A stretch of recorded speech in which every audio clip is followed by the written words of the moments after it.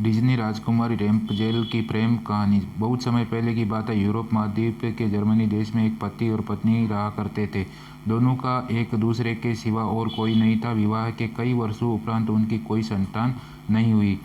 समय इसी प्रकार से गुजर रहा था कि अचानक एक दिन स्त्री को अपनी कोख से संतान की अनुभूति हुई और गर्भावस्था के दौरान उसको कुछ इस प्रकार महसूस हुआ कि उसको रेम्पजेल नामक शाक खानी चाहिए। आसपास वह शाक कहीं भी उपलब्ध नहीं थी। पति पत्नी एक जादूगरनी के बगीचे के समीप ही रहते थे। पत्नी के मन की बात जब पति ने सुनी तो नेमचेल घुसकर उसने वह शाक अपनी पत्नी के लिए तोड़ी और वह क्रम कई दिनों तक चलता रहा।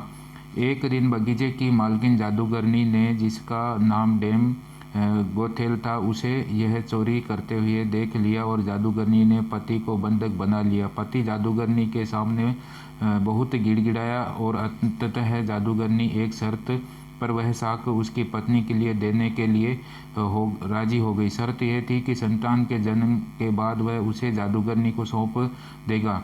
मायूस होने से पति ने उसकी वह बात मान ली और बच्चे के जन्म होते ही उसने जादूगरनी के हाथों अपनी पुत्री को सौंप दिया। जादूगरनी ने अत्यंत मनोयोग से उसकी पुत्री का पालन पोषण किया और उसका नाम उसी शाक के नाम पर रेम्पजेल रखा।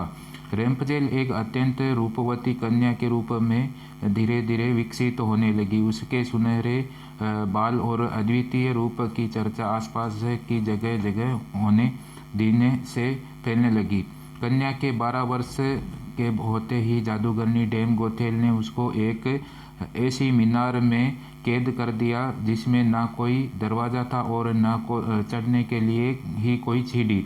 इसमें एक ऊंचे स्थान पर एक कमरा था जिसमें कि केवल एक खिड़की। जादूगरनी अपनी जादुई शक्तियों के माध्यम से घटी बच्ची तक पहुंचती और हर दिन उससे मिलने के लिए दिन के समय जरूर जाती। इसी प्रकार घने दिन बीतने लगे। वह बच्ची बड़ी होकर एक अत्यंत रूपवती स्त्री के रूप में विकसित हुई। उसने घने सुनहरे बाल इतने लंबे हो गए कि बाद में जादूगरनी उनके सुनहरे मीनार पर चढ़कर और आने जाने लगी। ऐसा करते वक्त वह रेम्पजेल को पुकारते हुए कहती, रेम्पजेल और राजकुमार एक दूसरे से प्रेम करने लगे थे। दोनों ने मिलते ही एक दूसरे को पसंद कर लिया था और वह एक दूसरे के लिए के अंतरंग सहचर बन गए। अतः राजकुमार ने रेम्पजेल के सामने विवाह का प्रस्ताव रखा।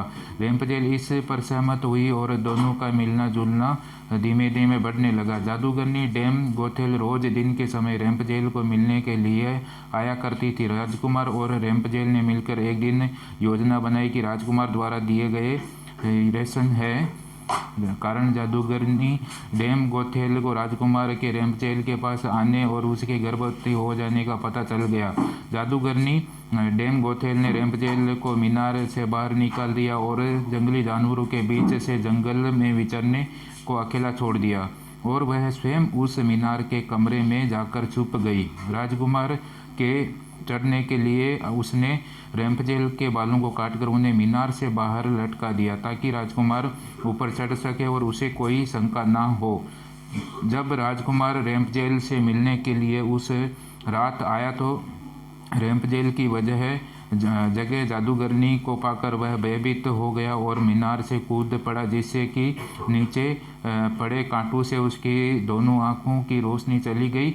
जब राजकुमार नीचे गिरने लगा उसके हाथ में रेम्पजेल के कटे बाल आ गए और रेम्पजेल की लंबी बालों की लट आ गई।